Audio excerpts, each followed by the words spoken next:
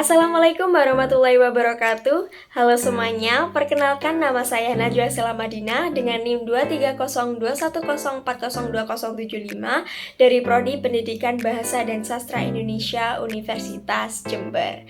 Video ini dibuat guna memenuhi tugas akhir mata kuliah berbicara oleh Bapak Parto.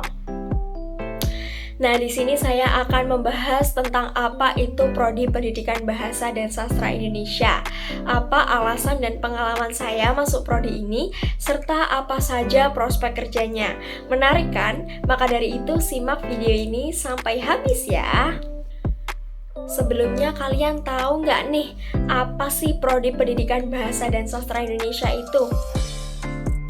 Yap, jadi Prodi Pendidikan Bahasa dan Sastra Indonesia yang biasa disingkat PBSI adalah bidang ilmu yang mempelajari segala hal terkait bahasa, sastra, dan budaya yang ada di Indonesia. Beberapa kampus menggabungkan antara bidang ilmu pendidikan dan juga ilmu bahasa dan sastranya.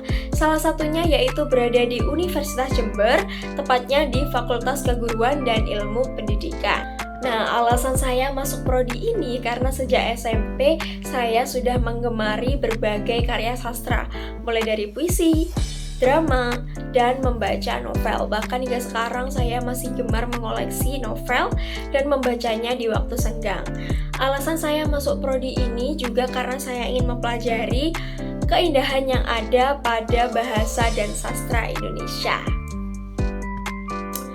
Kenapa sih harus memilih Universitas Jember? Dan kenapa kalian harus memilih Prodi Pendidikan Bahasa dan Sastra Indonesia di Universitas Jember? Karena Pendidikan Bahasa dan Sastra Indonesia di Universitas Jember adalah program studi yang menawarkan peluang bagi kamu untuk meningkatkan kemampuan berbahasa Indonesia. Dengan prodi ini, kamu belajar berbagai keterampilan berbahasa mulai dari menyimak, membaca, berbicara, hingga menulis. Di Prodi Pendidikan Bahasa dan Sastra Indonesia, kamu juga akan bertemu dengan ilmu linguistik seperti fonologi, morfologi, semantik, sintaksis, dan sebagainya. Tak ketinggalan materi bidang kesusastraan, mulai dari teori sastra, sejarah sastra, kritik sastra, apresiasi, hingga pengkajian karya sastra Indonesia. Ada juga mata kuliah media pembelajaran bidang studi yang akan memudahkan kamu yang bercita-cita menjadi guru dalam proses kegiatan belajar mengajar di masa depan. Ada juga matkul pranata acara yang sangat menarik dan seru yang mempelajari bagaimana membuat sebuah acara hingga tips menjadi pembawa acara yang baik. Dan tentunya masih banyak mata kuliah lain yang akan sangat menarik untuk dibahas. Semua mata kuliah akan dibimbing oleh dosen-dosen pengampu mata kuliah dari Pendidikan Bahasa dan Sastra Indonesia yang cerdas dan berkualitas.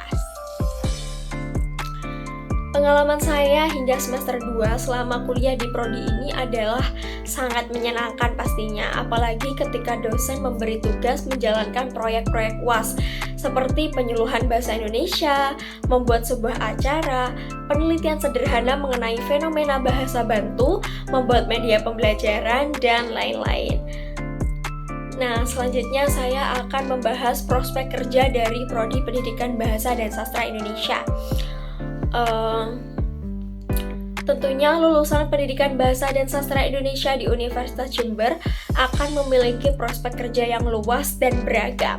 Kamu bisa menjadi guru atau tenaga pendidik bahasa Indonesia di jenjang pendidikan SMP hingga SMA.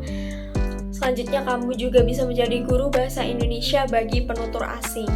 Kamu juga bisa menjadi seorang penulis.